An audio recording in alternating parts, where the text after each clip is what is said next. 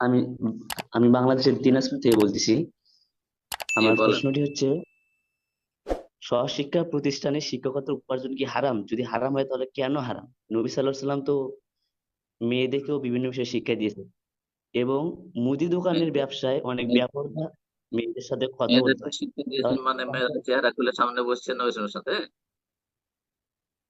জি না, তাহলে উনি কি না, তাহলে আপনি কি যদি হারাম হারাম পরে করে বলছি, কিন্তু আপনি যখন নবী সাল্লাল্লাহু আলাইহি ওয়াসাল্লাম মহিলাদেরকে শিক্ষা দিয়েছেন কিভাবে সামনে মহিলাদের চেহারা খুলে বসিয়ে, মাথা খুলে চেহারা খুলে, কখনো করেছেন? না, আমি বিষয়টা জানি না, এবং তাহলে কি না, একবার তো নবী সাল্লাল্লাহু আলাইহি ওয়াসাল্লাম মিথ্যা কথা যে মাসলা একটা আলাদা বলেন সেটা ভিন্ন বিষয়, কিন্তু আপনি মিথ্যা কথা বলা বড় কাবিরা গুনাহ। বিশেষ করে নবী সাল্লাল্লাহু আলাইহি ওয়াসাল্লাম সম্পর্কে, মান কাযাবা আলাইয়া মুতাআম্মিদান ফালিয়াতাওয়া মাকআদাহু মিনান নার, যেই ব্যক্তি নবী সাল্লাল্লাহু আলাইহি ওয়াসাল্লামের উপর মিথ্যাচার করবে, এমন কিছু সম্পৃক্ত করবে যা বলেননি, মা আলম ইয়াকুল, ফালিয়াতাওয়া মাকআদাহু মিনাস, সে জাহান্নামে নিজের স্থান তৈরি করে নিল। খুব বড় অপরাধ, কারণ এটাকে শরীয়ত বানিয়ে দিলেন যে হ্যাঁ নবী সাল্লাল্লাহু আলাইহি ওয়াসাল্লাম মহিলাদেরকে শিক্ষা দিয়েছে, মহিলার সামনে চেহারা খুলে বসছে আর তারা দিচ্ছে, কখনো না।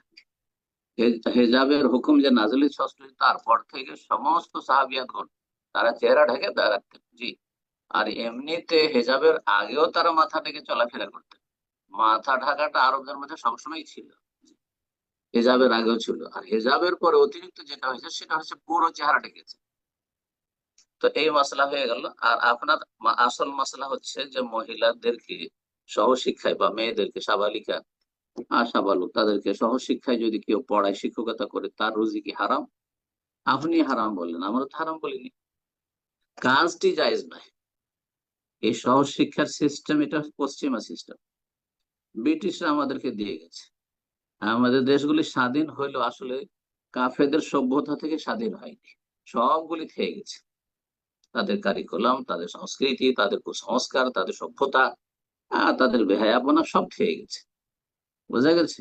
বাকি কথা হলে যে একটি নাজায়েজ কাজ করছে, কিন্তু সে মূলত শিক্ষা দিচ্ছে, পাঠদান করছে, শিখাচ্ছে কি, এর উপর তার রুজি নির্ধারণ হবে। সে যদি দুনিয়ার কোন শিক্ষা শিখায় যেটা ইসলামের সাথে সাংঘর্ষিক নয়, তাহলে রুজি হালাল। কারণ যে শিক্ষা দিচ্ছে, হয় ম্যাথ পড়াচ্ছে, আর না হয় বায়োলজি পড়াচ্ছে, না হয় আর কিছু পড়াচ্ছে, বাংলা সাবজেক্ট পড়াচ্ছে, না ইংরেজি পড়াচ্ছে, জায়েজ। কিন্তু কেউ যদি জাদুবিদ্যা পড়ায়, কেউ যদি যৌনাচার পড়ায়, হ্যাঁ হ্যাঁ, সমকামিতা পড়ায়, শিক্ষা দেয়, তাহলে রুজি হারাম, রুজি হারাম। শিক্ষা কি দিচ্ছে এটি দেখার বিষয়।